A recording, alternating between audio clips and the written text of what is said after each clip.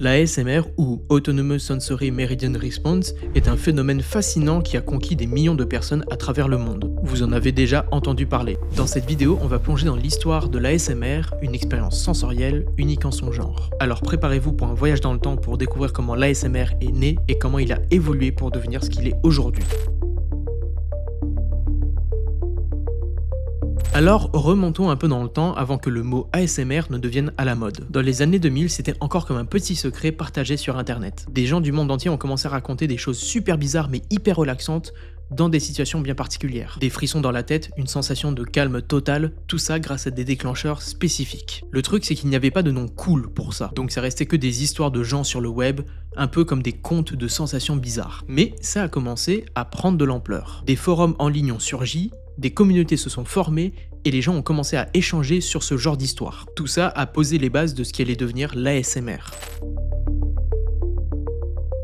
La personne à l'origine de ce nom, c'est Jennifer Allen. C'est en 2010 qu'elle crée un groupe Facebook pour rassembler tous les amateurs de ces sensations. Elle cherche un terme pour décrire ce qui se passe dans nos têtes quand on écoute des trucs comme des chuchotements ou des bruits de tapotement. Elle fait des recherches, elle cogite et elle sort ce nom, ASMR. À ce moment-là, c'est l'explosion. Le terme ASMR a été utilisé de plus en plus. C'était comme un mot magique qui permettait aux gens de se rassembler et de parler de leurs petites expériences. C'est devenu le nom officiel d'un truc mystérieux et relaxant. Donc voilà, c'est comme ça que le mot ASMR a vu le jour et ça a marqué le début de quelque chose de très cool sur internet. C'est comme si on avait enfin trouvé le terme pour décrire tout ce qui se passe dans nos têtes à l'écoute de ce genre de son étrange, mais ça a aussi ouvert la voie à tout ce qui va suivre.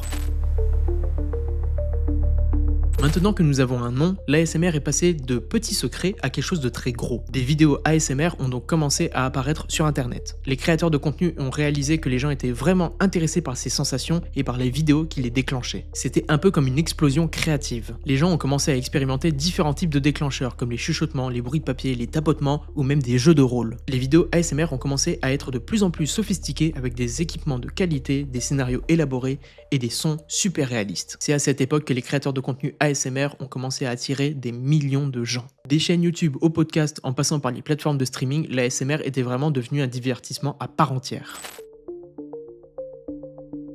Jennifer Allen, la créatrice du groupe Facebook qui a popularisé le terme ASMR, est devenue une figure emblématique de ce domaine. Jennifer n'était pas seule. D'autres créateurs de contenu ASMR ont eu un rôle clé. Ils ont commencé à produire des vidéos relaxantes et immersives qui ont captivé l'attention des internautes. Les noms comme Gentle Whispering, Heather Feder et ASMR Request sont devenus familiers pour les amateurs d'ASMR. Chacun d'eux a apporté sa propre touche créative à l'ASMR et a contribué à diversifier l'offre de contenu. C'est grâce à ces pionniers que l'ASMR a continué à évoluer et à se développer, devenant une expérience de plus en plus immersive pour ceux qui en recherchent la détente et l'évasion.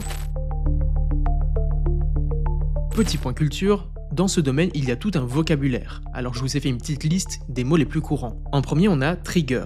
Les déclencheurs sont des stimuli spécifiques qui peuvent déclencher l'ASMR chez certaines personnes. Roleplay. Les vidéos de jeux de rôle ASMR impliquent souvent le créateur de contenu qui joue un personnage ou une situation fictive. Par exemple, un roleplay de spa pourrait inclure des sons de massage et de relaxation.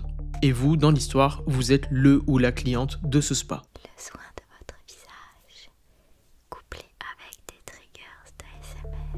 Ensuite, on a whispering. Les chuchotements sont l'un des déclencheurs les plus courants de l'ASMR. Les créateurs ASMR chuchotent doucement dans un microphone pour créer une sensation de proximité et de détente. 2025 year with a banger, and that is. On a aussi tapping. Le tapotement implique généralement le fait de tapoter doucement des objets avec les doigts ou les ongles. Les sons de tapotement peuvent être très apaisants pour de nombreuses personnes. I've been wanting to show you the sound. On a aussi crinkle. Les bruits de papier froissé sont un autre déclencheur très populaire.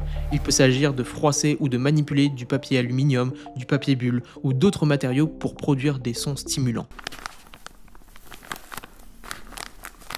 Mouth sounds. Certains créateurs ASMR utilisent des sons de bouche comme des bisous légers ou d'autres bruits dans le genre. Ces sons peuvent être très relaxants pour certains auditeurs et pour d'autres comme moi, ça nous insupporte. On appelle ça être misophone.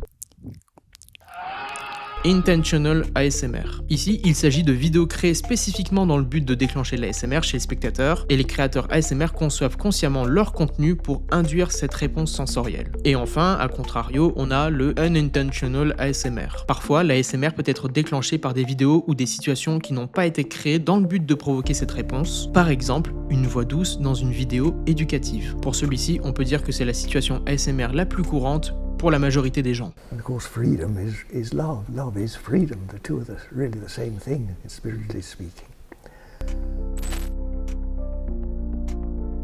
Alors tu te demandes peut-être, l'ASMR, c'est bien plus que des vidéos relaxantes sur internet. Eh bien oui, carrément. L'ASMR a commencé à avoir un impact réel sur la vie de nombreuses personnes. D'abord, beaucoup de gens utilisent l'ASMR pour se relaxer d'une journée stressante, pour essayer de dormir ou tout simplement se détendre. Ensuite, il y a aussi une utilisation thérapeutique de l'ASMR. Certaines personnes utilisent des vidéos ASMR pour gérer leur anxiété ou leurs troubles du sommeil. Il y a des créateurs de contenu ASMR qui font des vidéos spécifiquement pour régler ce genre de problème. Et il y a même des live Twitch ASMR pour aider les viewers à s'endormir. Et puis les médecins commencent même à explorer comment l'ASMR pourrait être utilisé dans certaines situations thérapeutiques. En fin de compte, l'ASMR ne se résume pas qu'à une simple sensation agréable en écoutant une vidéo. Il a trouvé sa place dans la vie quotidienne de nombreuses personnes, les aidant à gérer leur stress, à mieux dormir et à se sentir mieux. Ce qui a commencé comme des discussions en ligne et des témoignages personnels est devenu une communauté florissante et une forme de divertissement appréciée par des millions de personnes. L'exploration scientifique de l'ASMR ouvre des nouvelles perspectives passionnantes, tandis que les créateurs continuent à innover et à élargir les horizons de cette expérience sensorielle hors norme. N'oublie pas de partager tes propres expériences ASMR et d'explorer ce monde fascinant par toi-même. L'ASMR est une expérience personnelle, il y a toujours des nouvelles découvertes à faire et des nouveaux déclencheurs à explorer. Laisse un j'aime et un commentaire et n'hésite pas à me dire ce que tu en penses, ça me permet de savoir si tu veux d'autres vidéos de ce genre. Et puis partage cette vidéo à quelqu'un qui s'intéresse à l'ASMR éventuellement. Sur ce, je te laisse sur cette réflexion apaisante sur l'histoire et l'avenir de l'ASMR. Merci d'avoir regardé la vidéo, c'était Andrea.